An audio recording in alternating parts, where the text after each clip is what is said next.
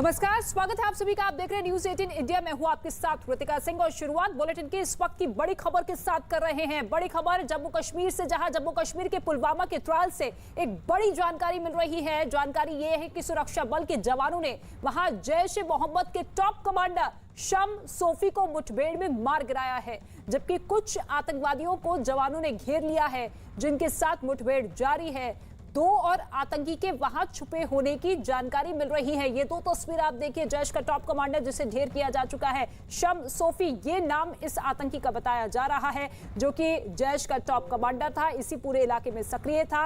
नापाक हरकतों को अंजाम देने के लिए पूरी साजिश रची जा रही थी, लेकिन ऐसे में ये बड़ी साजिश को नाकामयाब करते हुए इस आतंकी को ढेर किया गया है। लेकिन इसके साथ ही अभी 2 और आतंकवादियों के छिपे होने की सूचना मिल रही है। मुठभेड़ अभी भी जारी है, दोनों तरफ से ताबड़तोड़ गोलियां चल रही हैं और उम्मीद यही है कि बहुत जल्द अब और कामयाबी हासिल होती हुई इस ऑपरेशन में नजर आएगी, क्योंकि ये दोनों ही साथी इसी टॉप कमांडर के साथी बताए जा रहे हैं, जो कि इसके साथ इस इलाके में छिपे हुए थे। और जैसे ही इन आतंकवादियों के छिपे होने की जानकारी मिली, बिना वक्त जाया किए सुरक्षा बलों की टीम वहां पर पहुंची, पूरे इलाके को घेर लिया गया और अभी फिलहाल शुरुआती तौर पर यह बड़ी कामयाबी हाथ लग चुकी है। सोफी, जैश का जो टॉप कमांडर था, शम सोफी, जो कि जैश का टॉप कमांडर था, वो ढेर किया जा चुका है।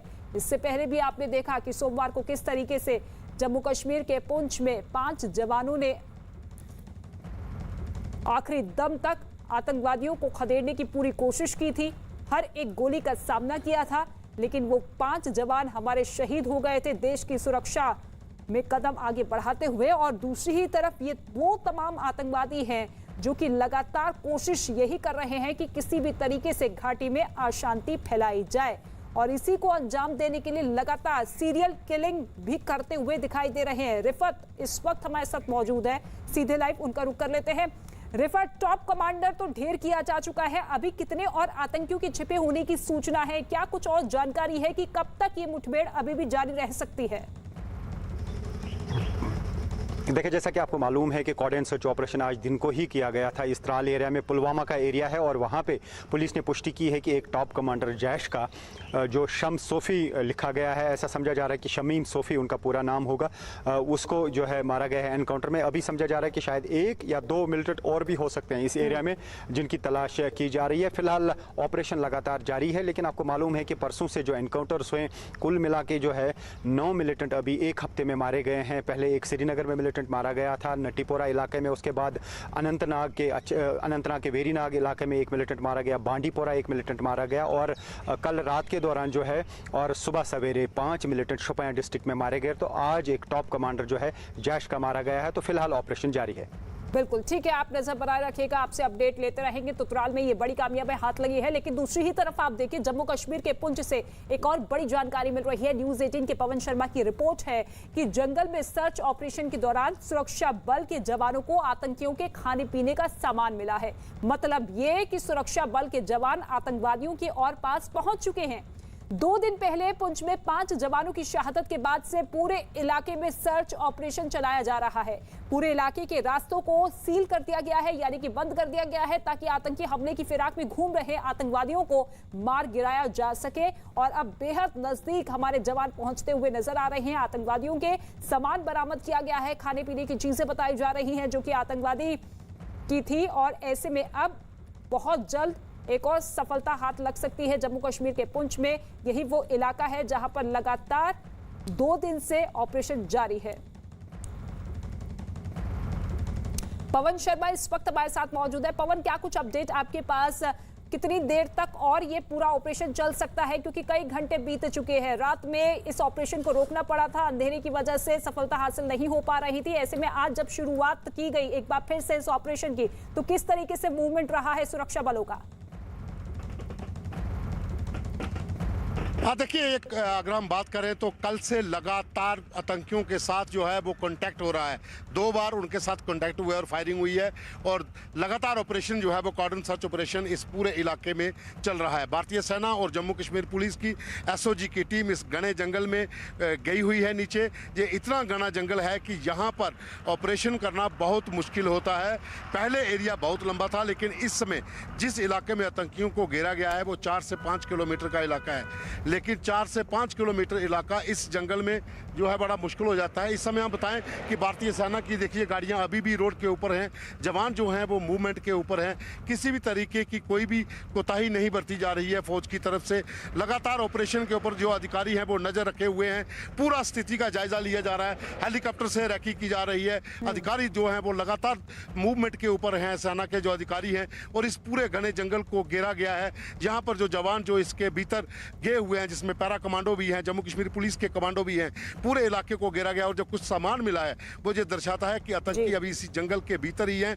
उनसे खाने पीने का जो सामान मिला उसे लेकर ही अब ये जताया जा रहा है कि बहुत जल्द इनके साथ कांटेक्ट होगा और वहीं पर आतंकियों को मारा जाएगा, क्योंकि ये इलाका है आतंकी यहाँ से निकलकर शोपियां कश्मीर की ओर जाना चाहते हैं, लेकिन रास्ते पूरे बंद कर दिए गए हैं, जवान वहां पर तैनात कर दिए गए हैं और आतंकियों को किसी भी स्थिति में यहाँ से बाहर नहीं निकलने देना है। ये प्रण लेकर जवान जो हैं वो भीतर जंगल के घुसे हुए हैं। एक एक आतंकियों का हिसाब होगा। ये प्रचंड प्रहार सुरक्षा बलों की तरफ से लगातार जारी है और कुछ ही देर में ये बड़ी जानकारी भी निकलकर सामने आ सकती है कि इन आतंकवादियों को ढेर किया गया है। ठीक है पवन, लौटेंगे आपके पास, लेकिन इसके साथ ही एक और बड़ी खबर जम्मू कश्मीर से जुड़ी हुई।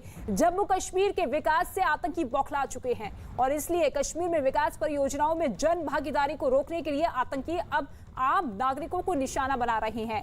न्यूज 18 के अमित पांडे की खबर यह है कि सुरक्षा और खुफिया एजेंसियों ने जम्मू कश्मीर में आम नागरिकों की हत्या की जांच शुरू की, तो इसमें कई चौंकाने वाली जानकारी सामने आई है, जिसके तहत उन्होंने आम नागरिकों को अपना निशाना बनाया। सूत्रों के मुताबिक टारगेट किलिंग के लिए आतंकवादियों ने 24 लोगों की एक सूची तैयार की।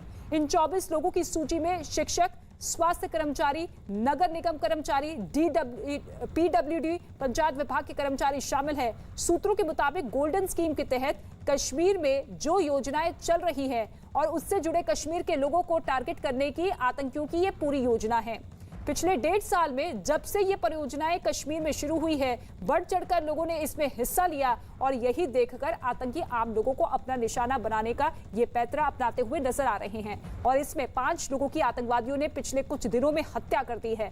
खबर है कि 10 तारीख को हुई आम लोगों की हत्या के मामले में एनआईए ने एक नया केस दर्ज किया है।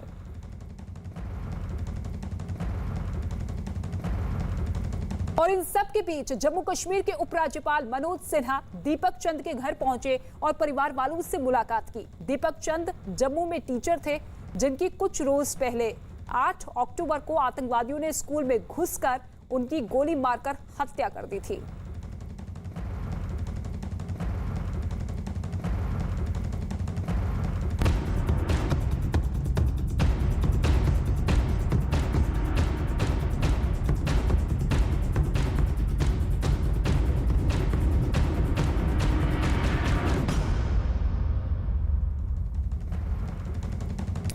दिल्ली से गिरफ्तार पाकिस्तानी आतंकी मोहम्मद अशरफ पूछताछ के दौरान आतंकी हमले और आतंकी साजिश से जुड़े नए नए राज उगल रहा है। पूछताछ में उसने बताया है कि वो साल 2004 और 2005 में बांग्लादेश के रास्ते हिंदुस्तान में दाखिल हुआ था और 5 साल तक वो फर्जी दस्तावेजों की मदद से अपनी नकली पहचान बनाने में लगा हुआ था। 2 साल तक वो पहले राजस्थान के अजमेर में हिंदू परिवार के घर किराए पर रहा। इसके बाद वो सीधे बंगाल और बिहार चला गया। साल 2009 में वो जम्मू कश्मीर में एक्टिव हुआ और फिर वो सेना की गतिविधियों पर नजर रखने लगा। एक रोज पहले दिल्ली पुलिस ने अशरफ को लक्ष्मीनगर इलाके से गिरफ्तार किया था। जांच के बाद ये भी बात सामने आई है कि वो त्योहारों के मौके पर दिल्ली को दहराने की तैयारी में था। दिल्ली पुलिस की स्पेशल सेल ने उसकी निशानदेही पर AK-47 और हैंड ग्रेनेड बरामद किया है, जिसे उसने कालिंदी कुंज इलाके में यमुना किनारे रेत में छिपाकर रखे थे। तो अशरफ नाम का ये आतंकी, जिसकी गिरफ्तारी दिल्ली के लक्ष्मीनगर से हुई है, 15 साल से वो दिल्ली में मौजूद था और लगातार लोगों का विश्वास जीतने की कोशिश इसकी तरफ से की जाती थी। और एक बार फिर से त्योहारों के मौके पर एक बड़ी साजिश रची गई थी कि किसी भी तरीके से राजधानी दिल्ली को दहलाना है। ये आतंकी, जो कि अब पूछताछ में कई राज उगल रहा है कि किस तरीके से उसने लोगों को बरगलाया, भड़काया और किस तरीके से पाकिस्तान में ट्रेनिंग लेने के बाद भारत में दाखिल हुआ। इससे पहले वो बिहार में सक्रिय था और ज्यादा दिन तक वो एक ठिकाने पर मौजूद नहीं रहता था। मौलाना नाम से दिल्ली में वो रहता था। तमाम तरह के फर्जी डॉक्यूमेंट्स उसके पास थे और अपनी पहचान अक्सर वो दिल्ली निवासी के तौर पर ही सामने रखता था। और जितने भी लोग उसके संपर्क में थे वो लगातार यही कहते थे कि वो एक जगह पर ज्यादा दिन नहीं टिकता था और ज्यादा बातचीत करने में भी विश्वास नहीं रखता था।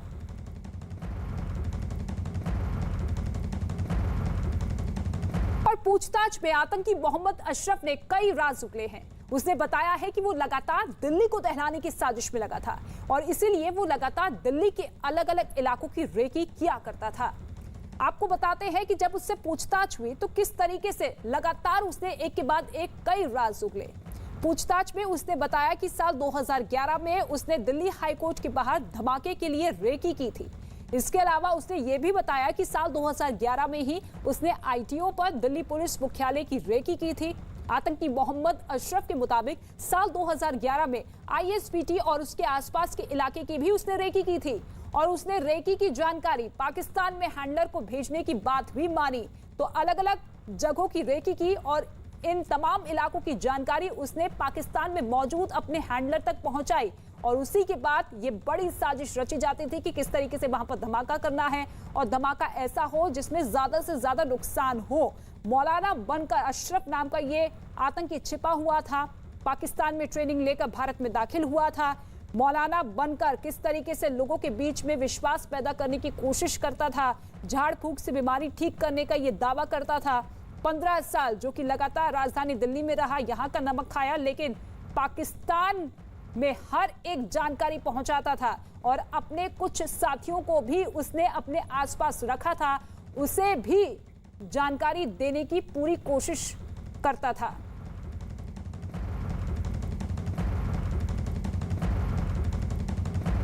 और इसके साथ ही साल 2011 में दिल्ली हाई कोर्ट के गेट के बाहर आतंकवादियों ने धमाका किया था जिसमें 11 लोगों की जान चली गई थी। यही नहीं, इस धमाके में 60 से ज्यादा लोग घायल हो गए थे और इस धमाके से पहले गिरफ्तार पाकिस्तानी आतंकी मोहम्मद अशरफ ने दिल्ली हाई कोर्ट की रेकी की थी और इसके बाद 2 पाकिस्तानी आतंकवादियों ने इस धमाके को अंजाम दिया था और इस बात को भी कबूला कि किस तरीके से उसने रेकी के बाद ही हाई कोर्ट के बाहर धमाका किया था जिसमें 11 लोगों की मौत हुई थी। तो 2011 में जो दिल्ली हाई कोर्ट के बाहर धमाका हुआ था उसमें इसकी अहम भूमिका रही थी। पहले इस पूरे के पूरे इलाके की रेकी की गई थी कि किस तरीके से बम प्लांट करना है, किस तरीके से हमला करना है, कौन सा समय होना चाहिए। और जब ये तमाम तरह की जानकारी जुटा ली गई तो फिर वो वक्त मुकर्रर किया गया। अपने साथियों से बातचीत करने के बाद पाकिस्तान में जो हैंडलर मौजूद है उसके साथ जानकारी साझा की गई और फिर दिल्ली हाई कोर्ट के बाहर ये ब्लास्ट किया गया जिसमें 11 लोगों की मौत हुई और ऐसे ही कई आतंकी गतिविधियों को वो अंजाम दे चुका है, चाहे वो जम्मू कश्मीर की बात हो या फिर और कोई राज्य की बात हो। और इस बार दिल्ली में त्योहारी सीजन के मौके पर एक बार फिर से दिल्ली को दहलाने की साजिश थी इस आतंकी की।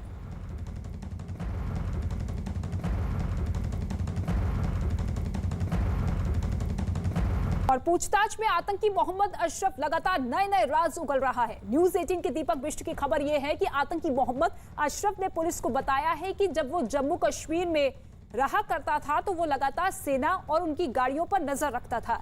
इसके अलावा उसने बताया कि वो लगातार पाकिस्तान में अपने परिवार के संपर्क में रहता था और हर 6 महीने में अपना नंबर बदल लेता था जिससे एजेंसियों की नजर में ना आ सके।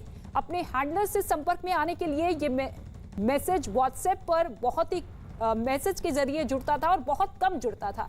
उसे लगातार आईएसआई और पाकिस्तान में बैठे लोग फोटो के जरिए लोकेशन और अगला टारगेट बताते थे। सबसे महत्वपूर्ण बात तो ये है कि बात करने वाले शख्स को अच्छी तरह से वो जानता था और जिसे हथियार या दूसरी चीजों की डिलीवरी करनी होती थी उन्हें वो भी जानता था। अशरफ सिर्फ बीच की कड़ी के तौर पर काम करता था। पुलिस अब ये जांच कर रही है कि क्या ये जो हथियार इसकी निशानदेही पर बरामद किए गए हैं वो इसे किसी को देने थे या फिर इसे खुद इस्तेमाल करना चाहता था ये आतंकी।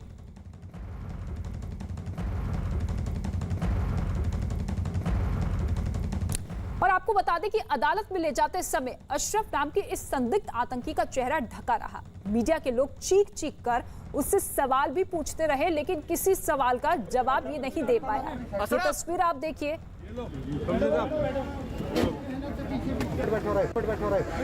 बताओ अशरफ, नवरात्रि पे क्या करने वाले थे? बेटा एक परली साइड आप परली साइड अशरफ बैठो बताओ अशरफ, नवरात्रि पे क्या करने वाले थे? बैठ बेटा एक परली साइड से आप परली साइड अशरफ खबरों में आगे बढ़ते हैं। पंजाब के कपूरथला के रहने वाले शहीद जसविंदर सिंह और गुरदासपुर जिले के रहने वाले मनदीप सिंह का पार्थिव शरीर उनके गांव आज पहुंच चुका है और इसी तरह रूपनगर के रहने वाले गज्जन सिंह का भी पार्थिव शरीर उनके घर पहुंच गया है। 2 रोज पहले जम्मू कश्मीर के पुंछ में आतंकवादियों से लोहा लेते वक्त तीनों शहीद हो गए थे। शहीदों के पार्थिव शरीर उनके घर पहुंचने से जुड़ी ये तस्वीर आप देखिए। तिरंगे में लिपटा ये पार्थिव शरीर जब पहुंचा तो किस तरीके से नम आंखों के साथ पूरा जन सैलाब उमड़ पड़ा। ये 3 तस्वीर, ये 3 शहीद जवान जो कि पंजाब के थे, शहीद मनदीप सिंह गुरदासपुर में जब उनका पार्थिव शरीर पहुंचा तो इसी तरीके से नम आंखों के साथ लोग वहां पर पहुंचे अंतिम विदाई देने के लिए। इसके साथ ही कपूरथला के रहने वाले शहीद जसविंदर सिंह के घर आज उनका पार्थिव शरीर पहुंचा। रूपनगर के रहने वाले शहीद गज्जन सिंह के परिवार वाले वहां पर मौजूद थे। पूरा का पूरा शहर, पूरा का पूरा गांव इसी तरीके से उमड़ चुका था। नम आंखों के साथ हर किसी ने उन्हें अंतिम विदाई दी। मुख्यमंत्री, पंजाब के मुख्यमंत्री चरणजीत सिंह चन्नी भी वहां पर पहुंचे और इन शहीद के परिवार वालों से मुलाकात की, उनका दुख दर्द बांटा। और जम्मू कश्मीर के पुंछ में आतंकवादियों से लोहा लेते हुए सिपाही गज्जन सिंह शहीद हो गए थे, जिनका पार्थिव शरीर पंजाब के रूपनगर में उनके गांव पहुंच गया है। शहीद की अंतिम विदाई में जन सैलाब दिखाई दिया। यही नहीं, राज्य के मुख्यमंत्री चरणजीत सिंह चन्नी भी शहीद की अंतिम यात्रा में शामिल हुए। ये 2 तस्वीर आप देखिए। अंतिम विदाई देने के लिए आज मुख्यमंत्री चरणजीत सिंह चन्नी मौजूद रहे। हालांकि शहीद जवानों के परिवारों के लिए आर्थिक सहायता का ऐलान कर दिया गया है, 50-50 लाख रुपए का, और साथ ही परिवार के एक सदस्य को सरकारी नौकरी दिए जाने का भी आश्वासन दिया गया। हर कोई शहीदों की शहादत को सलाम देने के लिए नम आंखों के साथ पहुंचा और ये शहीद जवानों के साथी जो कि उनका पार्थिव शरीर लेकर पहुंचे उनके घर, तिरंगे में लिपटा हुआ ये शव। पुंछ में आतंकवादियों से लोहा लेते हुए पंजाब के कपूरथला के रहने वाले शहीद जसविंदर सिंह का भी पार्थिव शरीर उनके गांव पहुंच गया। पार्थिव शरीर पहुंचने के बाद उनके परिवार में हाहाकार मचा है। उनके घर और गांव ही नहीं बल्कि पूरे इलाके में गम का माहौल है। घर वालों का रो रो कर बुरा हाल है। घर वालों को यकीन नहीं हो रहा है कि जसविंदर अब इस दुनिया में नहीं है। आखिरी विदाई देने के लिए गांव में लोगों का हुजूम जुटा है। हर किसी की आंखें नम हैं। शहीद जसविंदर सिंह के परिवार में उनकी मां, पत्नी और 2 बच्चे हैं। बताया गया है कि जसविंदर 2015 में सेना में भर्ती हुए थे। दुखों के पहाड़ टूटने के बाद भी घर वालों का हौसला नहीं टूटा है और वो आतंक और आतंकियों को मुंह तोड़ जवाब देने की बात तक कर रहे हैं।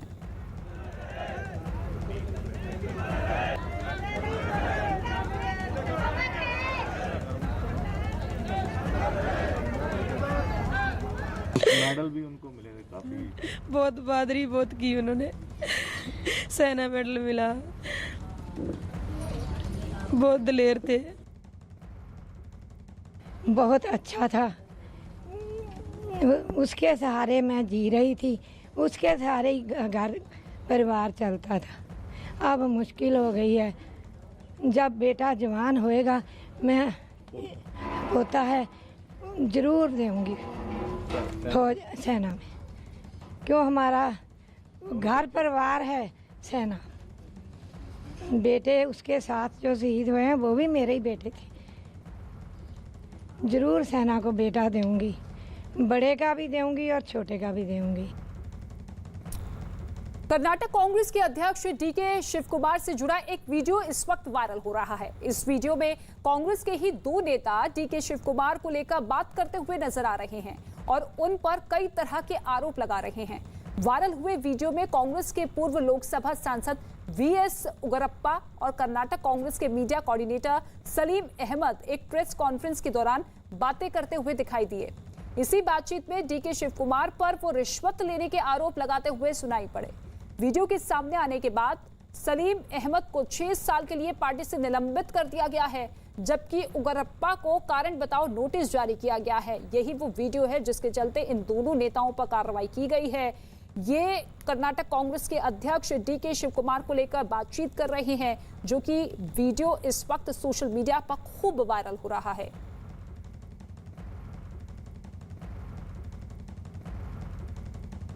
ಡಿ ಕೆ ಮಾಡಿಸಿ ಅಡ್ಜಸ್ಟ್ಮೆಂಟ್ ಸರ್ ಡಿ ಕೆ ಜಾಸ್ತಿ ಗೊತ್ತಿಲ್ಲ ಸರ್ ಮುಳುಗುಂದು 50-100 ಕೋಟಿ ಮುಳುಗುಂದು 50-100 ಮಾಡಿದಾನೆ ಅಂದ್ರೆ ಇವನು ಹತ್ರ ಎಷ್ಟಿರ್ಬೋದು ಡಿ ಕೆ ಲೆಕ್ಕಾಗಿ ಅವ್ನು ಬರೀ ಕಲೆಕ್ಷನ್ ಗಿರಾಕಿ ನೀವು ನೋಡ್ತಾರಲ್ಲ ಮಾತಾಡೋದು ತೊದರ್ಸ್ಬಿಡ್ತಾರೆ ಲೋ ಬಿ ಪಿನ ನೋಡಿ ನೀವು ಕುಡುಕರು ಅದನ್ನೇ ಹೇಳಿದ್ದೀನಿ. ಅದೇ ಹೇಳಿ ಅವ್ರಿಗೆ ಅರ್ಥ ಆಗಿಲ್ಲ ಅವ್ರಿಗೆ ಎಲ್ಲ ಮೀಡಿಯಾದವ್ರು ಏನು ಡ್ರಿಂಕ್ಸ್ ಮಾಡಿದ್ರು ಅಂತಾರೆ ಡ್ರಿಂಕ್ಸ್ ಮಾಡಲಿಲ್ಲ ಅದು ಆ್ಯಕ್ಚುಲಿ अरुण इस वक्त हमारे साथ मौजूद है। अरुण देखिए, कांग्रेस पार्टी के लिए ये कोई नई बात नहीं है कि जब अपने ही नेता पार्टी की या दिग्गज नेताओं की फजीयत उड़ाते हुए नजर आते हैं, लेकिन फिलहाल ये जो वीडियो वायरल हो रहा है जिस पर कार्रवाई करते हुए दोनों को निलंबित और निष्कासित कर दिया गया है, इस वीडियो की सच्चाई क्या कुछ कहती है? अगर कार्रवाई की गई है तो इस बात की ये तस्दीक करती है कार्रवाई की जो भी बात हो रही है उसमें सच्चाई तो है? देखिए, कांग्रेस पार्टी के अंदर से जब इस तरह की आवाजें आती हैं, विपक्ष तो लगातार, खासतौर से बीजेपी लगातार डीके शिव कुमार के ऊपर आरोप लगाता है गलत तरीके से उन्होंने धन अर्जित किया है और केंद्रीय एजेंसियां जांच भी कर रही हैं, छापेमारी भी उनके तमाम ठिकानों पर हुई थी। इनकम टैक्स डिपार्टमेंट से लेकर ईडी तक तमाम जांच उनके खिलाफ चल रही है और पहले से ही वो विवादित व्यक्ति रहे हैं। प्रदेश अध्यक्ष बनने के बाद बीजेपी ने उनके खिलाफ मोर्चा खोला था और अब खुद कांग्रेस के 2 वरिष्ठ नेता अगर इस तरह की बात करते हैं खुलेआम प्रेस कॉन्फ्रेंस में तो बीजेपी के आरोपों को बल मिलता है, पार्टी की छवि खराब होती है। इसलिए प्रभारी रणदीप सिंह सुरजेवाला ने पूरी रिपोर्ट मांगी थी स्टेट से और रिपोर्ट मिलने के बाद जो मीडिया कोऑर्डिनेटर हैं उनके खिलाफ और पूर्व सांसद दोनों खिलाफ कार्रवाई कर दी गई। लेकिन सिर्फ कार्रवाई से काम नहीं चलने वाला, पार्टी के लिए मुश्किल तो खड़ी हो गई है, जवाब देना भारी पड़ रहा है। बिल्कुल, कार्रवाई के साथ साथ अब स्पष्टीकरण भी देना होगा कांग्रेस पार्टी को। ठीक है अरुण, आप अपडेट देते रहिएगा, लेकिन इसके साथ ही आपको ये बता दें कि अपने ऊपर लगाए गए आरोपों के बाद कर्नाटक कांग्रेस के अध्यक्ष डीके शिव कुमार सामने आए और सफाई दी। उन्होंने कहा कि वीडियो में हुई बातचीत में लगाए गए सभी आरोप गलत है, उन आरोपों से उनका कोई लेना देना नहीं है। उन्होंने इस तरह की घटनाओं को पार्टी के लिए शर्मनाक बताया।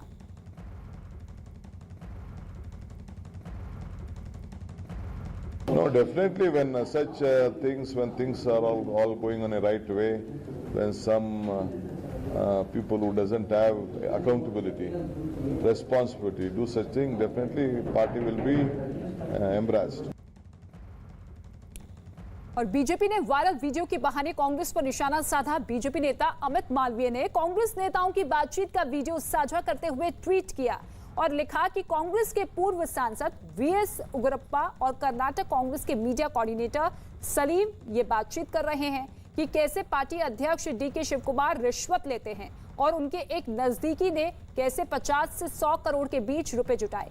वहां ये भी चर्चा हो रही है